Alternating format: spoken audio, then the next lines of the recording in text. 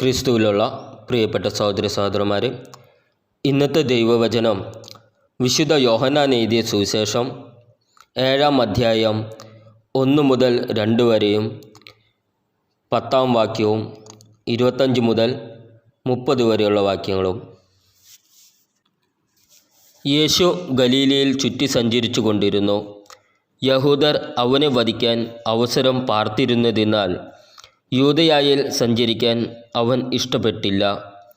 യഹൂദരുടെ കൂടാര തിരുനാൾ സമീപിച്ചിരുന്നു. എന്നാൽ അവൻ്റെ സഹോദരന്മാർ തിരുനാളിന് പോയതിനു ശേഷം അവനും പോയി. ജെറുസലേം നിവാസികളിൽ ചിലർ പറഞ്ഞു, ഇവനെയല്ലേ അവർ കൊല്ലാൻ അന്വേഷിക്കുന്നത്? എന്നാൽ ഇതാ, ഇവൻ പരസ്യമായി സംസാരിക്കുന്നു, എന്നിട്ടും അവർ ഇവനോട് ഒന്നും പറയുന്നില്ല. ഇവൻ തന്നെയാണ് ക്രിസ്തുവെന്ന് ഒരുപക്ഷെ അധികാരികൾ യഥാർത്ഥത്തിൽ അറിഞ്ഞിരിക്കുമോ? ഇവൻ എവിടെ നിന്ന് വരുന്നു എന്ന് നമുക്കറിയാം. എന്നാൽ ക്രിസ്തു വരുമ്പോൾ എവിടെ നിന്നാണ് വരുന്നതെന്ന് ആരും അറിയുകയില്ലല്ലോ.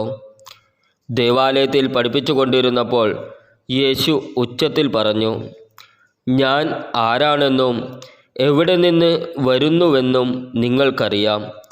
എന്നാൽ ഞാൻ സ്വമേധയാ വന്നവനല്ല, എന്നെ അയച്ചവൻ സത്യവാനാണ്. അവിടത്തെ നിങ്ങൾക്ക് അറിഞ്ഞുകൂടാ, എനിക്ക് അവിടത്തെ അറിയാം. എന്തെന്നാൽ ഞാൻ അവിടത്തെ അടുക്കൽ നിന്നു വരുന്നു. അവിടുന്നാണ് എന്നെ അയച്ചത്. അവനെ ബന്ധിക്കാൻ അവർ ശ്രമിച്ചു, എന്നാൽ ആർക്കും അവനെ പിടിക്കാൻ കഴിഞ്ഞില്ല. അവൻ്റെ സമയം ഇനിയും വന്നിരുന്നില്ല. ഇന്നത്തെ സുവിശേഷ പ്രതിഫലനം.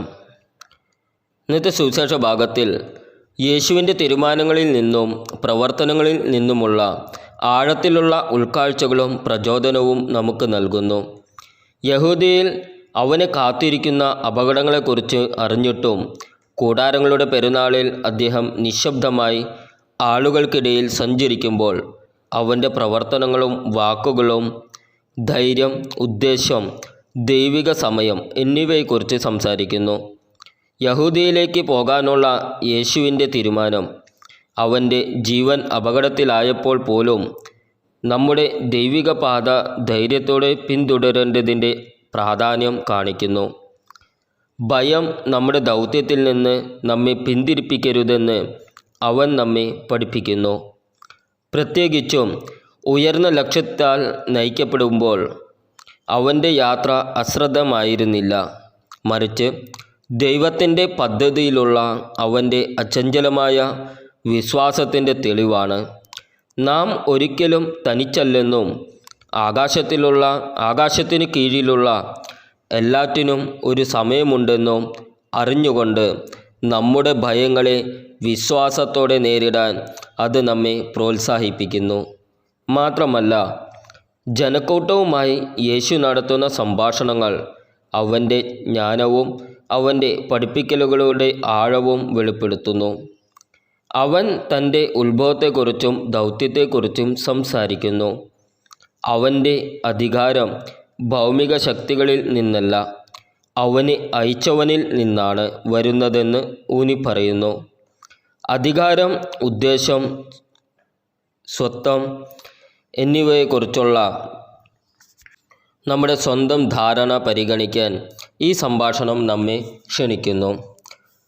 ദൈവവുമായുള്ള ആഴത്തിലുള്ള ബന്ധം തേടാനും ഉപരിപ്ലവത്തിനപ്പുറം നോക്കാനും നമ്മുടെ അസ്തിത്വത്തിൻ്റെയും വിളിയുടെയും യഥാർത്ഥ സത്ത കണ്ടെത്തുന്നതിനും ഇത് നമ്മെ വെല്ലുവിളിക്കുന്നു. അവസാനമായി, തുറന്നു സംസാരിക്കാനുള്ള യേശുവിൻ്റെ കഴിവ്, എന്നാൽ അവൻ്റെ സമയത്തിന് മുമ്പ് പിടിച്ചെടുക്കപ്പെടാത്തത് ദൈവിക സമയത്തെക്കുറിച്ചുള്ള ആശയത്തെ ഉയർത്തിക്കാട്ടുന്നു. ആകാശത്തിന് കീഴിലുള്ള എല്ലാ പ്രവർത്തനത്തിനും ഒരു സമയമുണ്ടെന്നും ദൈവത്തിൻ്റെ സമയത്തിൽ ക്ഷമയും വിശ്വാസവും നിർണായകമാണെന്നും അത് നമ്മെ ഓർമ്മിപ്പിക്കുന്നു. നമ്മുടെ പദ്ധതികൾ എല്ലായ്പ്പോഴും ദൈവത്തിൻ്റെ പദ്ധതികളാണെന്നും ചിലപ്പോൾ കാത്തിരിപ്പ് വിശ്വാസത്തിൻ്റെയും ധൈര്യത്തിൻ്റെയും പ്രവൃത്തിയാണെന്നും നമ്മളെ ഓർമ്മിപ്പിക്കുന്നു.